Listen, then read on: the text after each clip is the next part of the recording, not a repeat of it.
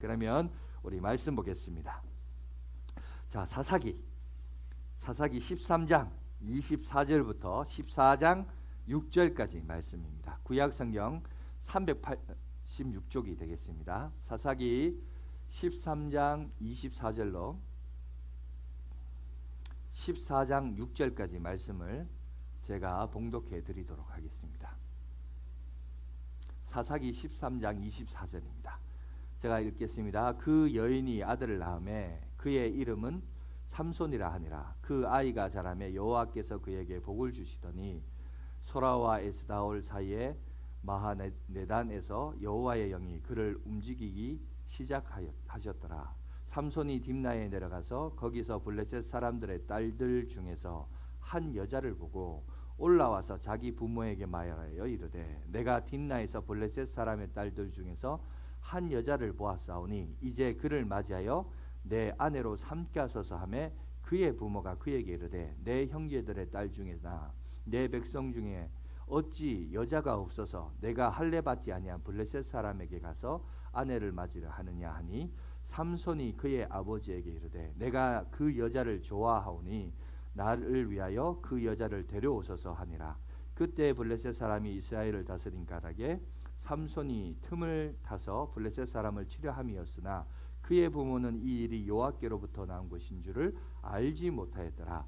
삼손이 그의 부모와 함께 딥나에 내려가서 딥나의 포도원에 이른즉 젊은 사자가 그를 보고 소리 지르는지라. 여호와의 영이 삼손에게 강하게 임하니 그가 손에 아무것도 없이 그 사자를 염소 새끼를 찢는 것 같이 찢었으나 그는 자기가 행한 일을 부모에게 알리지 아니하였더라. 아멘. 자, 오늘은 소명에 집중하라 라는 말씀으로 함께 은혜를 갖도록 하겠습니다. 지난주에 우리가 일과 노동에 대한 기독교 영성에 대해서 잠깐 살펴봤습니다. 원래 하나님이 우리에게 일과 노동을 주실 때는 축복의 개념으로 줬다 그랬죠. 그런데 죄가 들어옴으로 이게 변질되고 그리고 삐딱해져서 이게 축복이 아니라 거의 저주와 같은 삶이 되어버렸다고 했습니다. 그래서 이것을 해결하시기 위하여 2000년 전에 예수님이 십자가 위에서 죽으시고 죄로 인하여 변질되었으니까 예수님은 십자가 위에서 그 죄값을 갚으셨기 때문에 그렇기 때문에 단순히 우리의 영혼 구원만 천국 가는 것만이 다 해결이 아니라 일에 대한 우리의 태도와 자세도 얼마든지 이제는 이전으로 돌아가서 복의 개념으로 축복의 개념으로 살아갈 수 있다라고 그거를 함께 말씀을 나눴습니다. 자, 오늘은 그거에 대해서 조금 더 집중적으로 한번 살펴보는 시간을 갖도록 하겠습니다. 여러분, 우리가 이 시간 이렇게 예배 자리에 나오셔서 함께 예배를 드리고 영광을 돌리고 또 함께 하나님의 나라를 위하여 또 예배자로서 나가게 되는데 이번에 이제 코로나19를 통해서 특별히 이제 영상으로 유튜브를 통해서 실시간으로 계속해서 영상으로 예배를 드리시는 분들이 계세요. 그래서 저도 설교 또 예배 시간 마치면 이제 집에 돌아가서 한번 유튜브를 통해서 제가 설교한 영상을 이렇게 봅니다. 그런데 거기 이렇게 보면 그 영상 속에 비춰진 양화진교회 담임 목사를 이렇게 보니까 참 그 목사는 설교를 통해서 이렇게 보여진 게 보니까 참 행복해 보여요. 얼마나 행복한지 제가 봐도 별로 웃기지도 않는데 지가 말해놓고 지가 혼자 웃고 그죠? 하여튼 밝아요. 뭐가 그리 좋은지 하여튼 그 표정이 이렇게 밝아도 너무 밝은 얼굴이 웃는 상이라 그렇게 웃는 건지는 모르겠지만 저도 사실은 경상도 사람이거든요. 그래서 평소에 보면 표정이 없어요. 늘 아내가 좀 웃으라고 말할 정도로 제가 표정이 없는 사람인데 근데 하여튼 그 영상에서 비춰지는 모습을 보면 참 행복해 보이는 것 같습니다. 왜 그럴까 이걸 좀 생각을 해봤었는데 그런 것 같습니다. 여러분, 자신의 소명을 알고 그리고 그 소명에 집중하는 인생은 뭐 제가 그렇다는 게 아니라 뭔가 다른 사람들도 봐도 그런 것 같아요. 뭔가 다른 것 같아요. 뭔가 다르고 어떤 일을 함에 있어서 또 사역을 함에 있어서 좀 다른 것 같습니다. 지난주에도 얘기했지만 소명이 뭡니까? 소명이란 하나님이 내게 주신 것, 하나님이 이 땅에 나를 보내신 이유와 목적을 아는 것. 그 사람은 뭔가를 일을 해도 그 속에 기쁨이 있고 즐거움이 있고 감격이 있고 좀 뭔가 하기는 하는데 다른 사람하고 뭔가 다른 그런 모습들이 있다라는 거죠. 그래서 오늘 이 부분에 대해서 한번 생각을 하는 시간을 갖도록 하겠습니다. 여러분, 이 세상에 존재하는 것은 그게 어떤 거든지 마찬가지입니다. 존재하는 모든 것에는 존재하는 목적이 있습니다. 여러분이 앉아있는 의자도 어쩌다 보니까 의자가 된 게 아니라 그죠? 의자가 의자됨이 이렇게 만들어진 이유는, 존재하는 이유는 누군가가 어떤 목적을 가지고 이것을 만들었기 때문에 존재하고 있는 거예요. 그리고 존재된 존재는 여러분 그 목적대로 쓰임을 받을 때 가치가 있는 것입니다. 여러분 여기 앞에 있는 마이크도 보세요.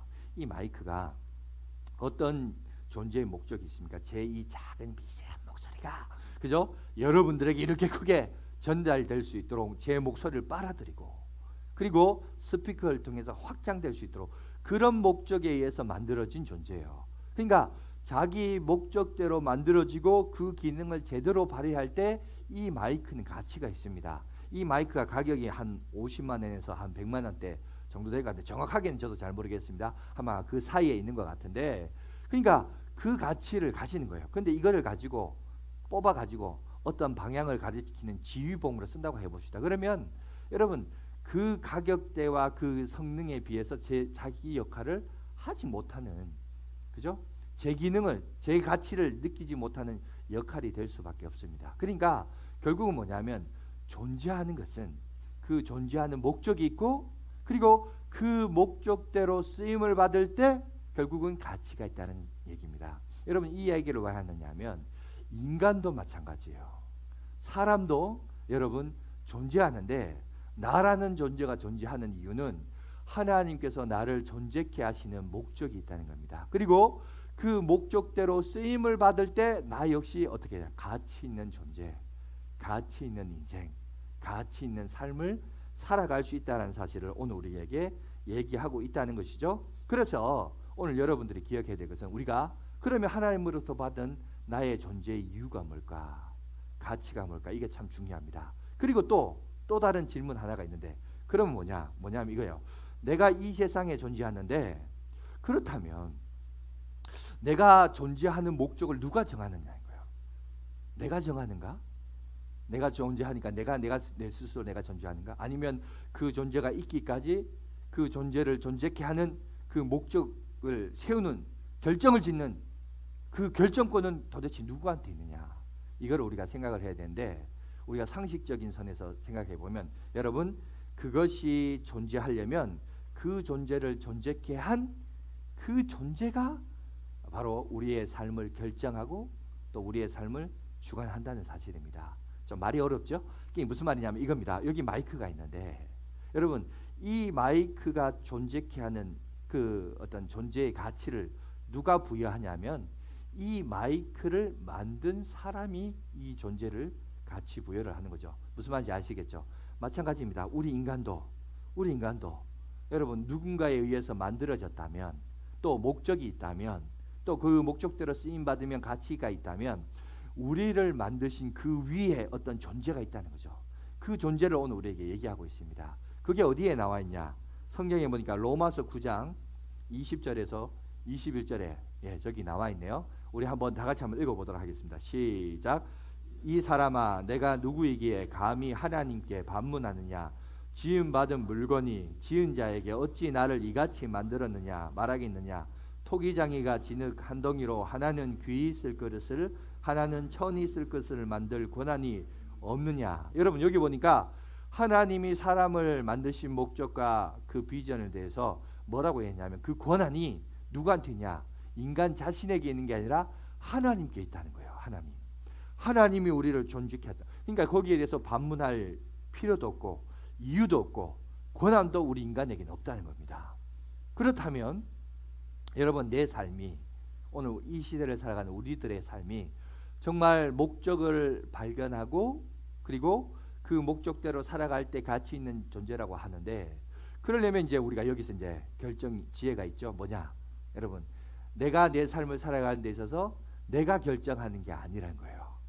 뭐 물론 인본주의 사회에서나 인본주의 교육에서는 네가 잘하는 게 뭐냐? 네가 좋아하는 게 뭐냐? 그 네가 좋아하는 거 살아라. 우리가 이제 그렇게 교육하고 가르침을 받잖아요. 그런데 성경은 그렇게 얘기하지 않아요. 성경은 하나님이 각 사람에게 만드신 존재의 목적과 이유가 있다는 겁니다. 그리고 그 존재의 목적과 이유를 발견하고 찾는 것이 여러분 그게 바로 우리에게 있어서 가장 행복하고 그리고 그렇게 살면 그 삶은 행복한 인생일 뿐만 아니라 가치 있는 인생이 될 수 있다. 지금 그 얘기를 올 성경에 우리에게 얘기합니다. 가치만 있을까요? 아니요. 하나님이 그 인생을 그렇게 뜻하셨기 때문에 하나님께서 그 인생을 돕는 역사도 있어요. 그래서 능력 있는 삶도 살 수 있도록 허락해 주신다는 사실입니다. 그러니까 정말 우리 인간에게 있어서 중요한 것은 뭐냐? 하나님이 나를 향하신 뜻과 계획을 발견하는 것이 정말 중요하다는 거예요. 그거를 경험하고 발견할 때 거기에 하나님의 기름 부으심과 은혜가 있고 내가 무엇을 하든지 그 일에는 하나님의 돕는 손길이 있으니까 그죠? 그래서 내 삶이 능력 있는 삶을 살 수 있다는 겁니다. 여러분 이거는 각 개인만이 그런 게 아니라 교회도 마찬가지예요. 교회도. 여러분 교회는 어떤 곳입니까? 여러분들이 교회를 왜 옵니까? 교회를 오는 이유가 천당 가려고 천국 가려고요. 그런 사람도 있습니다. 또 어떤 사람들은 아유 제가 교회 안 가면요 우리 어른들이 난리가 납니다. 아유 머리케입니다. 그래서 교회 옵니다. 이런 사람도 있고 또 어떤 사람은 하나님께 영광이고 우리가 예배드리고 헌금 드리기 위하여 또 우리의 삶이 하나님 앞에 또 영광스러운 삶을 살기 위하여 하나님께 옵니다. 말은 맞는데 조금 추상적이고 이런 좀 막연한 얘기인 것 같습니다. 그죠? 구체적으로 그러면 우리가 교회를 왜 오느냐? 근데 거의 대부분 교회를 다니는 많은 사람들이 착각한 게 뭐냐면은 자기는 교회를 다니면 제대로 다닌다고 착각해요. 사실은 거의 대부분의 많은 사람들이요 교회를 헛다니는 경우가 많아요. 그래서 우리가 다시 한번 물어보자면 이것입니다. 여러분 그러면 한번 물어볼까요? 여러분 그렇다면 교회 오면 행복하세요? 또 이렇게 얘기하면 또 반문하는 사람들 목사님 교회를 재미로 다닙니까? 또 이렇게 반문하는 사람도 있을 거예요. 근데 여러분 또 질문을 좀 다르게 해볼까요? 여러분 교회가 가져야 할 궁극적인 목적이 뭘까요? 많은 사람들이 이런 얘기합니다. 교회를 다니면 교회 봉사하는 거 열심히 하나님께 헌신한다. 하나님의 부르심에 헌신한다를 마치 뭘로 이꼴로 여기냐면 교회 봉사하는 거 이것으로 이꼴로 여길 경우가 동등하게 여기는 경우가 많습니다. 물론 우리가 봉사를 통해서 그거를 경험할 때가 있지만 여러분 그거는 100% 맞는 정답이 아니에요. 여러분 그거는 과정이에요. 과정. 무슨 말이냐면 하나님께서 우리 교회를 통해서 여러분들에게 하고자 하는 교회가 존재하는 목적은 뭐냐? 앞에서도 얘기했지만 교회를 통해서 여러분들이 하나님이 여러분들을 향한 각 개인의 비전과 소망과 목적과 그 존재의 이유를 가르쳐 주기 위하여 교회가 존재하는 거예요. 무슨 말인지 알겠습니까? 예수님이 뭐라 그랬어요? 너희는 세상의 빛이요 세상의 소금이라고 했어요. 너희는 교회의 빛이요 교회의 소금이라고 얘기하지 않았어요. 그죠? 우리는 세상 속에서 하나님이 내게 부여하신 사명과 일이 있어요. 그죠? 그러니까 자꾸 그저 그러는데 죄송합니다만은 우리가 좀 깨달아야 할 것은 뭐냐면 교회에서 봉사하는 건 하나의 과정이에요. 교회에서 봉사하는 것이 하나님의 최종적인 목적이라고 착각하면 안 돼요. 물론 죄송합니다만은 몇몇 교회 목사들도 그렇게 알고 그렇게 지도하고 그렇게 양육했던 분들도 계세요. 근데 그거는 잘못된 거예요. 그거는 어쩌면 일부분이고 많은 우리의 성장 과정에서 필요한 요구이지 궁극적인 목적은 아닙니다.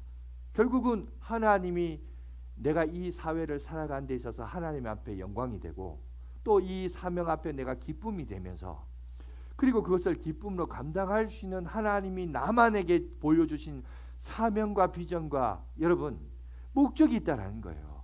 그걸 우리가 발견해야 되는데 그걸 혼자 발견하라 못 발견해요. 그래서 어떻게 하냐? 물론 우리가 교회 복음을 통해서 전도를 받습니다. 전도를 받음으로 새 생명을 얻어요. 구원을 받습니다. 구원을 얻고 새 생명을 얻지만 새 생명을 얻는 것으로 끝나지 않아요.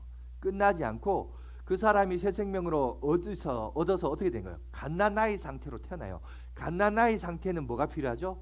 도움의 손길이 필요해요. 누군가가 영적으로 장성한 사람들이 도와줘야 돼요. 그래서 예배도 드리고 성경 공부반도 있고 훈련하는 시스템도 있고 여러분 또 같이 또 봉사도 하는 거예요. 봉사하면서도 하고 그렇게 봉사하다가 보면 또 말씀을 듣다 보면 훈련을 생활하다 보면 뭔가가 딱 이렇게 깨달아지는 게 있어요. 여러분 깨달으면 순식간에 와요.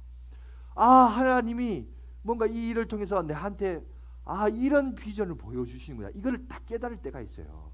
그때 가서야 아 거기 감격이 오고 하나님이 나를 부르신 목적과 이유를 하는구나. 그리고 거기에 헌신하고 매진할 때 그 일에 기쁨이 있고 감격이 있고 그죠?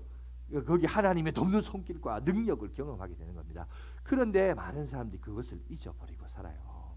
아마 이렇게 얘기하면 이제 내가 나이 다 먹을 만큼 다 먹었고 다 늙은 나이에 무슨 소명은 소명이냐고 뭐 그런 분이 있어요. 또 우리 저 지난주에도 제가 신방하니까 그러더라고. 목사님 죄송합니다. 왜요? 그러니까 이게 다 늙은 나이에 저희가 등록하게 돼서 죄송하다. 그런데 아니에요. 하나님께서 우리 교회를 또 보내신 것은 또 보내신 이유가 있는 겁니다. 늙으면 늙은 대로 또 소명이 있고요. 젊은 사람은 또 당연히 또 젊은 대로 소명이 있는 거예요. 중요한 것은 뭐냐? 그 소명을 찾는 겁니다. 그런데 뭐냐 하면은 이 나를 향하신 소명을 찾는 게 쉬우냐? 아니요. 쉽지가 않아요. 정말 쉽지 않습니다. 쉽지 않기 때문에 신앙생활이 어려운 겁니다. 그래서 여러분 같이 자꾸 예배 드리는 거고 같이 함께 대화하는 거고 교제하고 또 훈련도 받고 또 함께 또 봉사도 하면서 그 속에서 내가 순간 딱 깨달아져요. 하나님 깨달음의 지혜를 줘요. 그래서 그걸 열심을 품고 사역을 하다 보면 그 사역이 즐거워요. 그 사역이 즐겁다고요. 제가 아까 광고 시간에 얘기했지만 힘 좋은 남자들은 가만히 지켜보고 이렇게 했는데 힘 없는 우리 여자 성도님들은 주방을 막 엎드려서 막 이렇게 하더라고. 내가 민망할 정도로 막 열심히 하더라고. 근데 기쁨을 하더라고요. 뭔가 사역을 함에 있어서도 기쁨으로 하는 일이 있고 억지로 하는 일이 있거든요. 그냥 억지로 하는 거는 자기 소명이 아니에요. 그러니까 웬만하면 그거 하지 마세요. 그 억지로 하는 사람 억지로 시키면요 나중에 뭐가 될 줄 아세요? 맨날 싸움만 일어나요. 아세요? 여러분 부부 싸움이 왜 일어날까요? 하기 싫은 거 자꾸 시키니까. 남편이 아내에게 시키고 아내도 남편에게 시키고 그러니까 부부 싸움이에요. 그러니까 우리 아내도 그게 지혜가 있는지 내가 막 성질을 내면 처음부터 그래 하지 말라고. 근데 그거거든요. 교회도 그래요. 뭔가 보면 어떤 일을 함에 있어서 어떤 사람은 막 기쁨을 하는 사람이 있어요. 근데 어떤 사람은 그 일을 하는데 막 성질을 내요. 막 내가 있는 거 하려고 막. 그러니까 어떨 때는 그럴 때는 그냥 그 사람 내려주는 게 나아요. 뭔가 일을 함에 있어서 기쁨이 없으면 여러분 그건 하나님이 내게 주신 소명이 아니구나. 그렇게 여기면 되는 거예요. 하지만 우리가 또 말씀을 통해서 열심을 통해서 그게 그 기쁨이 안 오는 게 오늘 이따가 이제 삼손에 대한 경우를 살펴보겠지만 어떤 육신의 소욕 때문에 그런 것인지 아니면 소명이 없어서 그런 것인지 우리가 이제 분별력을 좀 가져야 되거든요. 그게 중요한 건 뭐냐? 하나님이 내게 주신 목적과 그 소명을 발견해야 된다는 겁니다. 그리고 그 소명을 발견하기까지가 어떤 사람에게는 긴 시간이 요구됩니다. 쉽지 않다는 거예요. 그런데 같이 공동체에서 함께 공유하면서 이것을 발견하고 찾아 나가야 된다라는 것을 오늘 우리들을 통해서 지혜를 주고 있습니다. 여러분 예수님도 그런 말씀하셨어요. 마가복음 8장 34절에 뭐라고 얘기했냐면 이렇게 합니다. 우리 한번 다 같이 읽어볼까요? 여기 앞에 보면 무리와 제자들. 여러분 무리와 제자들을 한 단어로 뭐라고 할 수 아십니까? 그게 바로 교회입니다. 교회. 자, 다 같이 읽겠습니다. 시작. 무리와 제자들을 불러 이르시되 누구든지 나를 따라오려거든 자기를 부인하고 자기 십자가를 지고 나를 따를 것이니라. 예수를 따라가는 사람들은 작은 예수로서 내 속에 나의 육신적 여기서 자기를 부인하라는 말은 자신의 어떤 육체적인 제약에 짓눌려진 그 욕구들을 부인하라는 거예요. 내 자신을 부인하라는 게 아니라 그런 어떤 하나님의 뜻에 반대되는 것을 부인하고 하나님이 내게 맡기신 자기 십자가. 여러분 십자가가 뭐예요? 예수님에게 십자가는 자기의 사명이었어요. 다시 말해서 하나님이 우리에게 주신 우리의 십자가, 우리의 사명이 있다는 거예요. 그 십자가를 지고 나를 따라와라. 그걸 오늘 우리들에게 얘기합니다. 예수님이 십자가를 지셨다고 우리도 십자가 지는 게 아니에요. 여기서 십자가는 상징적인 이미지죠. 우리의 구속주라서 대신 대속의 십자가를 통해서 죽으셨지만 그건 예수님의 사명입니다. 그 말은 우리들도 우리에게 맞는 사명이 있다는 거예요. 그 사명을 위해서 매진하고 헌신하며 나가야 될 것을 오늘 우리에게 얘기합니다. 그래서 첫 번째 기억해야 될 것은 뭐냐? 첫 번째 원리는 우리가 소명을 발견하고 그리고 그 소명을 따라 살아야 된다라는 것을 오늘 우리에게 얘기하고 있습니다. 여러분, 우리가 언젠가는 이 세상을 살다가 주님 품에 돌아가는 인생이 있습니다. 여기서 영원히 살 사람은 없어요. 언젠간 돌아갈 건데 주님 품에 돌아갔을 때 주님이 두 팔 벌려 환영하면서 착하고 충성된 자가, 그러면서 환영할 때 어떤 사람이 칭찬을 듣고 환영을 받을 수 있냐? 그것은 하나님의 소명대로 살아간 사람, 그 소명대로 헌신한 사람이 주님 앞에 쓰임을 받고 또 상급도 받고 칭찬도 있고 영광도 있고 면류관도 없고 아멘 할 때까지 할까요? 네, 그죠? 그럴 때 할 때가 있다는 거예요, 여러분. 그죠? 그러니까 우리가 소명을 발견해야 돼요. 소명. 그러니까 하나님의 소명을 발견하고 나가야 됩니다. 그런데 문제는 뭐냐? 그걸 발견하기가 쉽지 않다는 거예요. 쉽지 않기 때문에 교회에서 함께 공부도 하기도 하고 함께 예배를 드리기도 하기도 하고 함께 또 여러 가지 사역을 함께 하면서 그 소명을 발견하고 여러분 체험을 해야 됩니다. 그런데 여러분, 오늘 본문에 보면 참 부러운 게 하나 있어요. 뭐냐면 이 삼손이라는 사람은 자기가 태어나기도 전에 하나님이 그에게 분명한 소명을 주셨습니다. 너는 앞으로 나시린이다. 하나님의 거룩한 나라를 위해 내가 쓰임을 받겠다. 그래서 하나님이 그가 태어나기도 전에 그의 부모를 통해서 오늘 그래서 여기 보니까 마노아라는 그 남편이 있고 그의 아내가 있는데 그 아내에게 두 번이나 나타나셔서 천사가, 그죠? 이 삼손의 탄생을 예언하고 오늘 우리에게 그 사건에 대해서 얘기하고 있죠. 우리가 그걸 이제 수태고지라고 합니다. 그죠? 탄생의 기사를 오늘 우리에게 소개하고 있는 것을 보게 되는데, 성경에는 어떤 한 인물이 탄생하고 그 탄생 기사를 얘기하는 게 그렇게 많지 않아요. 그렇지만 태어나기 수태고지부터 시작해서 이 이야기가 전개되는 많은 성경의 인물들을 보면 참 하나님 앞에 귀하게 쓰임 받았던 인물들이 참 많이 있습니다. 여기 삼손도 그런 인물 가운데 한 사람인데, 여러분 삼손은 어떤 인물이냐? 보니까 태어나기도 전에 하나님께서 벌써 이스라엘을 구원하시려고 예정하셨고 작정하셨습니다. 뿐만 아니라 그 일들을 감당할 수 있도록 허락하시기 위해 하나님께서는 위대한 엄청난 능력을 주셨습니다. 그가 가지고 있는 힘이 얼마나 셌으면 우리 흔히 말하는 신화에 나오는 인물처럼, 그죠? 신화적인 아주 그 능력의 신적인 존재처럼 여길 정도로 사자를, 오늘 읽은 본문에도 있죠. 사자를 맨손으로 찢어 죽일 정도로 그렇게 나타났고, 뿐만 아니라 블레셋 사람 30명을 맨주먹으로 쳐서 죽일 뿐만 아니라 나귀 턱뼈 가지고 1000명을 쳐서 죽일 수 있는 그런 능력의 소유자였습니다. 괴력을 가진 자였어요. 마지막에 가서는 또 다곤 신전에서 그가 죽기 전에 어떻게 합니까? 두 기둥을 밀어가지고 그 신전에 자기가 살아서 죽인 사람보다 자기가 죽어가면서 죽인 사람이 더 많을 정도로 어떤 능력을 가진 사람이 바로 이 삼손 같은 사람이었습니다. 그런데 문제는 뭐냐? 이 삼손이 분명히 보시면 소명도 있고 그 일을 감당할 수 있는 능력도 있었지만 우리는 성경을 통해서 잘 알고 있습니다. 그럼에도 불구하고 그는 실패한 인생을 살았습니다. 그죠? 초라한 인생을 살았습니다. 몰락한 영웅으로 삶을 살다가 돌아간 인생이었습니다. 근데 왜 그랬을까? 오늘 우리는 삼손을 보면서 자, 소명도 있었고 그 소명을 감당할 수 있는 능력도 하나님이 그에게 줬고, 그렇음에도 불구하고 왜 그는 실패한 인생으로 그렇게 돌아갈 수밖에 없었는지. 좋은 예는 아니에요. 하지만 우리가 이걸 삼손을 통해서 반면교사, 타산지석을 우리가 좀 삼으면서, 그렇다면 소명을 발견하는 인생과 그 소명에 집중하면서 좋은 결과를 얻는 인생이 되기 위해서는 어떻게 되느냐, 우리가 이제 삼손을 통해서 다시 한번 발견하는 시간이 되었으면 좋겠는데요. 첫 번째 이제 우리가 기억해서 삼손을 통해서 기억해야 될 것은 뭐냐?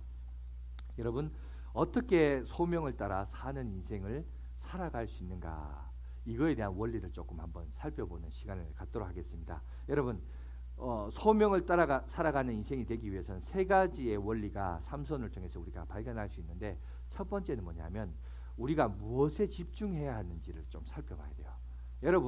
여러분들은 어디에 집중하고 있습니까? 여러분, 우리가 어디에 집중한다라는 것은 다른 말로 어떻게 표현하냐면 그 사람이 무엇을 보는가라는 것을 말하는 거예요. 무엇을 본다라는 것은 다시 말해서 그 사람이 관심이 가는 것에 뭔가를 보고 있는 거예요. 여러분 이 예배 시간에 함께 우리가 예배를 드리고 있는데 예배를 드릴 때 여러분들이 저를 봐요. 저를 보는데 저를 볼 때 어떤 분은 오늘 목사님 넥타이를 파란색 하셨네 이런 거 보는 사람이 있고 어떤 사람은 목사님 지금부터 머리 좀 관리하셔야 될 것 같습니다 이렇게 하는 사람도 있고 어떤 사람은 아유 늦었어 뭐 이렇게 하는 사람도 있고 그죠? 또 어떤 사람은 아까 제가 마이크 얘기했는데 그 마이크 얘기하니까 그때부터 이제 고민하는 거예요. 이게 50만 원 할까 100만 원 할까 이게 다 다른 거예요. 다 같이 저를 보더라도 보는 게 달라요. 이거 뭐냐면 관심사가 다르기 때문에 똑같은 걸 봐도 그걸 바라보는 관점들이 다 다릅니다. 왜? 자기가 보고 싶어하는 것을 보기 때문에 그래요.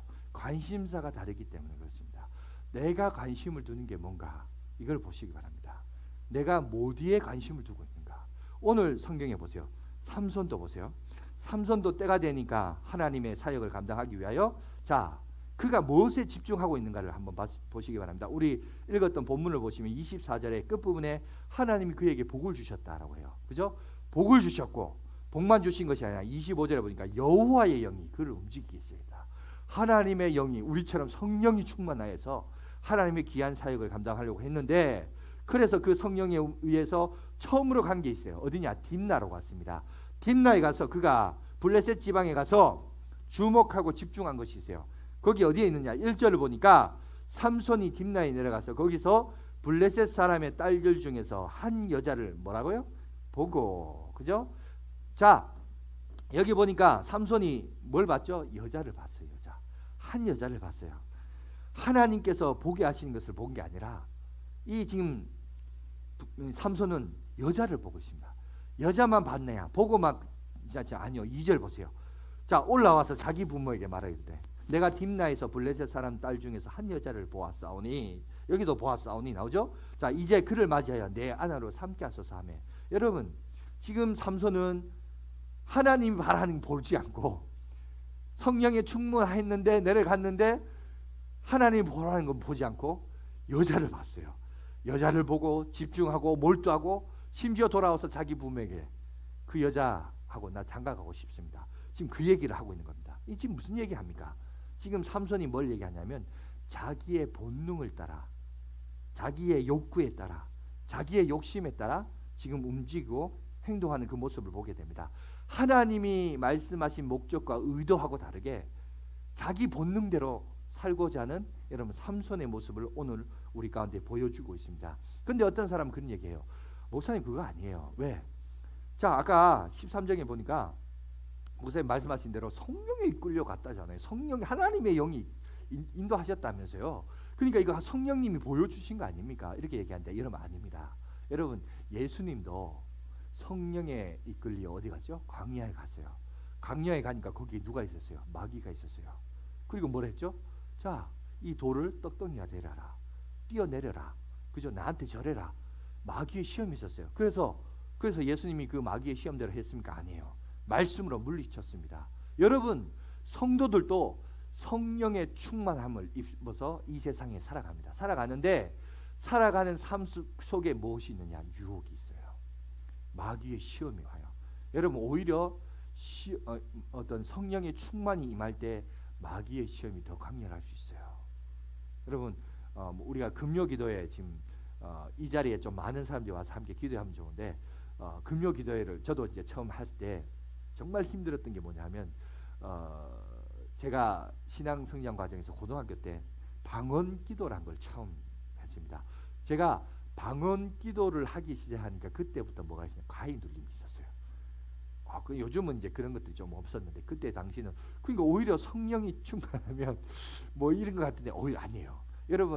여러분들이 우리는 자꾸 이원론을 강해요. 너는 네 편이냐 내 편. 그 여호수아처럼 네 편이냐 내 편이냐 이렇게 얘기하는데 여러분 사람은 네 편 내 편 하나님 편 마귀 편 이거 없어요. 여러분 사람은 여러분 앞에 있는 이 목사도 얼마든지 하나님의 도구가 될 수도 있지만 또 얼마든지 마귀의 도구도 될 수 있어요. 무슨 말인지 이해가 되십니까? 자, 이렇게 얘기하면 잘 이해가 안 되니까 성경적인 예를 하나 들자면 다윗을 들어봅시다. 다윗은 하나님의 도구였죠. 그러나 다윗도 어떻게 했죠? 육신의 욕구대로 자기의 신하들은 다 전장에 나가 싸운데 자기는 혼자 그 성전 위에서 거닐다가 이방 여인 우리아의 아내를 봤죠. 그래서 음욕이 품기 시작했죠. 그래서 그 여자를 데려왔죠. 임신을 했습니다. 근데 그걸 사실 숨기기 위하여 우리아를 부릅니다. 그런데 이 우리아는 또 우리하게 또 하여튼 눈치가 없어가지고 자기 친구는 전장에서 생존을 걸고 싸우는데 자기가 어떻게 집에서 잘 수 있냐. 그래서 교회, 요즘식으로 말하면 교회 와가 철학 기도를 하고 있는 거예요. 이게 다윗이 이게 답답하잖아요. 그래서 어떻게 합니까? 그 우리아를, 그 충성스러운 우리아를 전장에 내보내서 죽게 만들잖아요. 여러분, 그러면 그것은 누구에 의해서, 여러분, 누구의 도구로 쓰임 받는 거예요? 다윗이 누구의 도구가 된 거예요? 그때 당시는 마귀의 도구가 되는 거예요. 이해가 되십니까? 그러니까 사람은 하나님 편이냐 마귀 편이냐 이게 이원론적으로 딱 달라지는 게 아니라 얼마든지 누구도, 이 목사들도요, 목사들끼리 있으면 무슨 얘기 할까요? 하나님의 나라와 의를 위하여 막 거룩하게 막 이렇게 할까요? 여러분, 그건 교회인들 앞에서 나 그렇게 얘기하지, 목사들끼리 모이면 뭐 한 줄 알아요? 다 자기 자랑해요. 자기 교회 교세 몇 명이고 자기 사례 얼마 받고 뭐 교회에서 차를 사줬니 뭘 사줬니 뭐 그런 거 맨날 자랑해요. 목사도 똑같아요. 자기들끼리 있으면. 여러분, 그러면 또 어떻게 될까요? 목사들 중엔 또 그거 시기해요. 질투한다고. 그래가 그 사람 괜히 막 싫어하고 막 그 사람 없는 그 어떤 그죠 약한 부분 막 공격하고 그러면 그 사람은 또 뭐가 되는 거예요? 또 마귀짓 하는 거죠. 그러니까 여러분, 사람은 그러니까 우리 스스로가 잘 기억해야 돼요. 내가 하나님의 도구가 될 것이냐 마귀의 도구가 될 것이냐 스스로 관리할 줄 알아야 돼요. 오늘 여기도 보면 성령에 이끌려 딥나로 내려갔습니다. 왜? 성령에 이끌려 내려간 이유는 하나님이 뭔가 그에게 보라 하는 게 있었어요. 보라 하는 게 있었는데 보라는 건 안 보고 자신의 육신의 욕구에 끌려가지고 아이 그 여자가 너무 예쁘네. 아이 내 마음에 드네. 그래가 그 여자만 보는 거예요. 하나님이 보라는 건 안 보고. 그래서 그거를 이제 자기 부모에게 와서 이제 이런 행동하는 이 모습을 보게 됩니다. 여러분, 우리도 그럴 수 있어요. 우리도 그를 충분히 그럴 수 있다는 거예요. 여러분, 그러니까 하나님이 보라는 것을 볼 줄 알아야 되는데 내가 보고 싶은 내 욕구대로 이런 걸 쫓아가면 안 된다는 겁니다. 이런 부분에 여러분 지혜가 필요합니다. 그런데 오늘 우리가 살고 있는 이 시대에는 여러분 이런 삼손의 상태에 대해서 지지하는 이론과 사상이 있습니다. 무슨 말이냐면 존재와 목존론을 부정하는 사상들이 있습니다. 그 흐름이 뭐냐면 바로 회의론자들이 이런 사상을 가지고 있어요. 무슨 말이냐면 이 회의론자들은 다 무신론자입니다. 이 사람들이 믿는 것은 뭐냐면 이 사람들은 과학과 자신만 믿어요. 그래서 우리가 잘 아는 데카르트 같은 나는 생각한다, 고로 나는 존재한다 이런 말이 있잖아요. 그러니까 뭔가 사유하고 있는 자, 그 존재하고 실존하고 있는 자 그것만 인정해요. 그리고 오늘 이들이 말하는 어떤 뭡니까? 어떤 존재를 인정하고 목적을 인정하다 보면 아까도 말했듯이 마이크가 있다는 것은 마이크를 만든 존재가 있다는 것을 인정하기 때문에 이런 존재와 목적적인 어떤 인과관계를 부정하고요. 이런 걸 얘기하지 않고 존재는 어떤 목적이 있다. 이거는 인간이 만들어내는 기독교가 만들어내는 허상이고 여러분 어떤 사람이든지 뭐가 존재하는 것은 그게 왜 존재하느냐. 그거는 우연에 의해서 존재하게 됐다. 이렇게 얘기해요. 완전히 진화론자하고 똑같죠. 그게 우연에 의한 거다. 우연에 의해서 그래서 실존만 있는 것이다. 그래서 실존하고 있는 나, 생각하고 있는 나, 고민하고 있는 나. 그래서 내 생각이 중요하고 내 판단이 중요하고 나의 실존이 중요하고 이것만을 생각하는 거예요. 그래서 오늘 보면 자기의 본능대로 욕구대로 자기 느낌대로 자기 감각대로 살아라. 이거를 주장하고 그걸 따라가는 사람들이 많습니다. 그런데 여러분 그런 실존주의적으로 살면요. 무엇이 결과론적으로 따라오냐? 허무주의가 따라와요. 여러분 쾌락주의도 어떤 의미에서는 결론적으로 허무주의가 옵니다. 여러분 성경에 그런 비근한 예의 인물을 하는 사람을 뽑아라. 그 사람이 누구냐? 솔로몬이죠. 솔로몬이 전도서에서 말해서 헛되고 헛되니 모든 것이 헛되다. 여러분 솔로몬은 누릴 거 다 누렸어요. 장가갈 거 다 장가했고 그죠? 할 수 있는 거 다 해봤어요. 다 해본 사람이 뭐라 했냐? 결론적으로 다 헛되다고 했어요. 헛되다. 그리고 창조주를 기억하고 그분만을 섬기는 그 목적대로 살 것을 전도서의 결론으로 우리에게 말씀하고 있지 않습니까? 그러니까 여러분 쾌락주의든지 여러분 회의론자든지 내 본능대로 내 욕구대로 살아라. 여러분 가깝게는 그렇게 살면 그게 행복한 것 같지만 결국 끝에 가서는 어떻게 되는지 아세요? 허무해요. 허무하게 끝나요. 그러니까 여러분 그거에 유혹당하지 마시기 바랍니다. 그런 이론에 따라가지 마시고 하나님이 여러분들에게 주신 소명이 있어요. 그 소명을 발견하고 그 목적대로 부르심에 합당하게 살면 여러분 그 속에서 결국 여러분 우리의 삶의 참된 의미를 발견하고 그 부르심에 합당한 삶을 살아갈 수 있습니다. 그죠? 그리고 여러분 영어에 will이란 단어 있어요. will이란 것이 뜻이란 뜻도 되고 의지란 뜻도 있죠. 하나님이 우리에게 뜻을 심겨주셨어요. 존재 이유를 심겨주셨어요. 그 말은 하나님께서 의지를 통해 하나님의 강력한 의지를 통해서 우리를 통해서 역사하실 것이고 움직이실 거예요. 그 의지 통해 이끌어 주실 겁니다. 그러니까 우리는 하나님이 나를 향하신 계획을 발견하고 그 발견을 통해서 여러분 열심히 살다 보면 여러분 거기에 합당한 능력을 주십니다. 그러니까 오늘 두 번째 논리가 뭐냐? 무슨 능력으로 사느냐예요. 무슨 능력으로.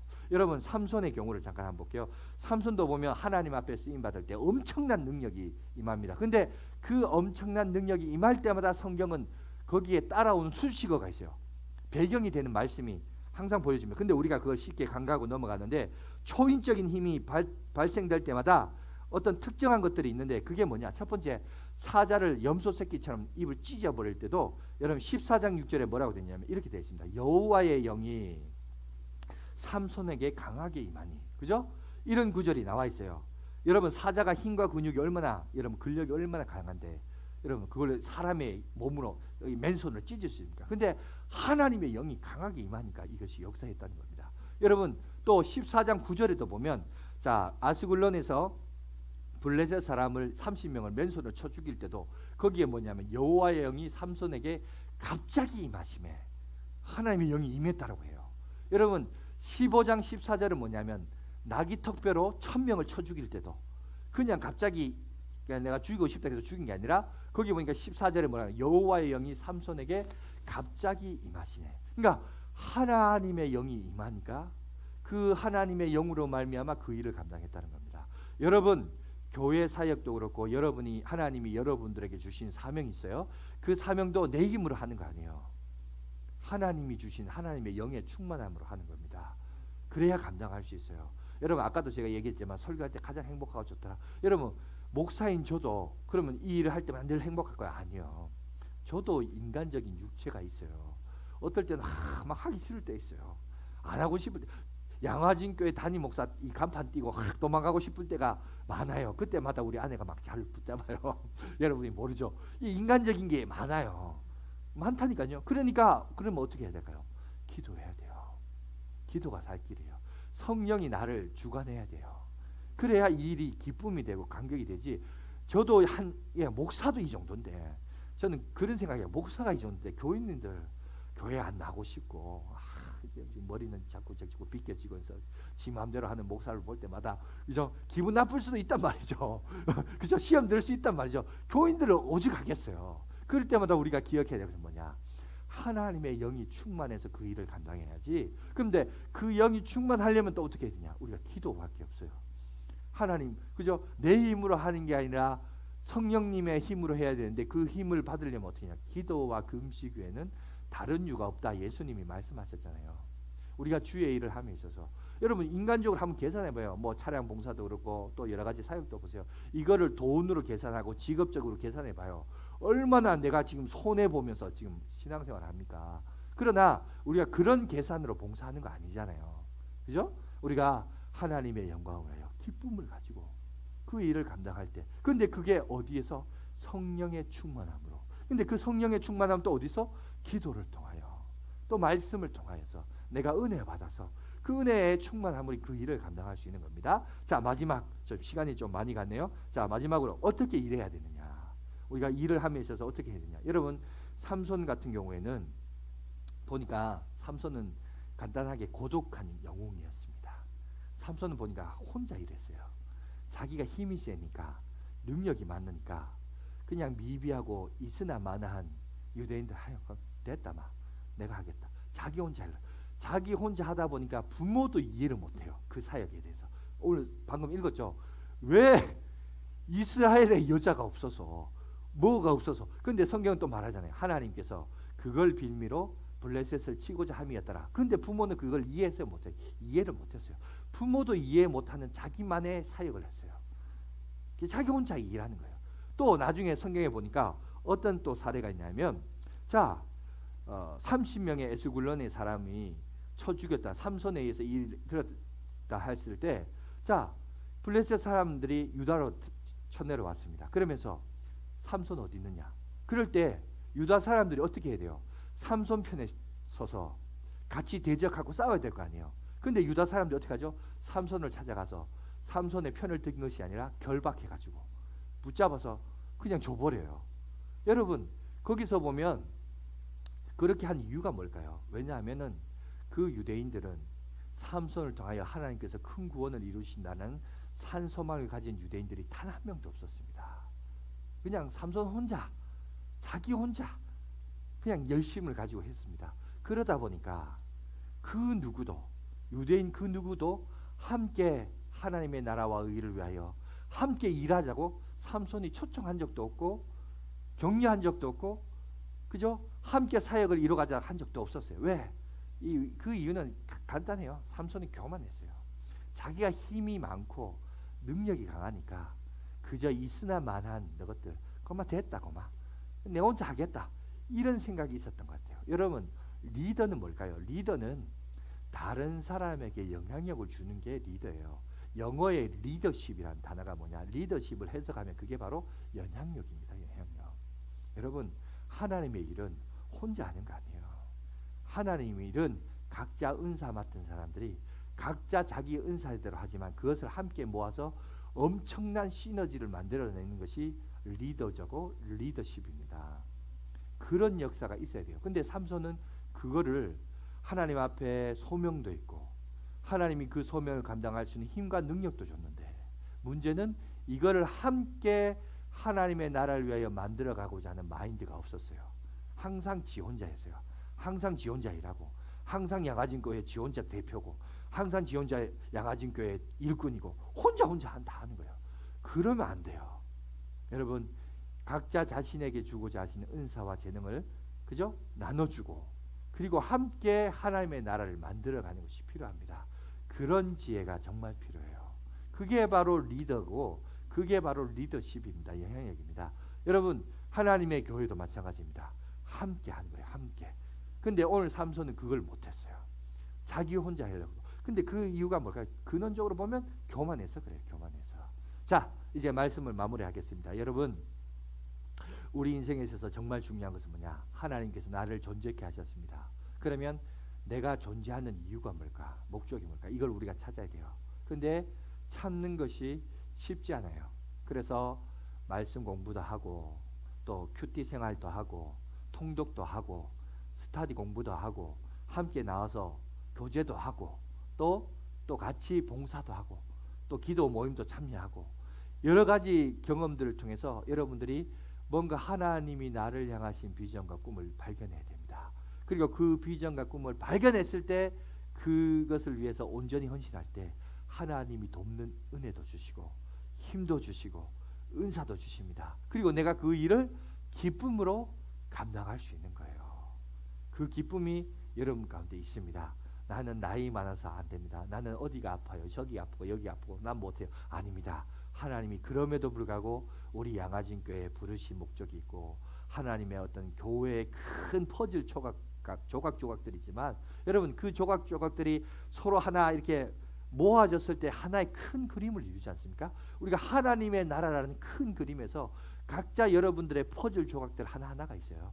그것들이 각자 영역들이지만 그것이 하나로 되어지고 힘이 모아졌을 때 엄청난 능력과 여러분 리더십과 영향력이 나타난다는 겁니다. 여러분 오늘 우리는 이 삼손의 예는 일종의 우리의 반면교사죠. 타산지석으로 좋은 예는 아니지만 이것들 통해서 왜 삼손이 그만한 소명의식과 능력이 있음에도 불구하고 실패한 인생, 우울한 초라한 영웅으로 끝나버렸나, 이걸 우리가 보면서 우리가 지혜를 얻어야 돼요.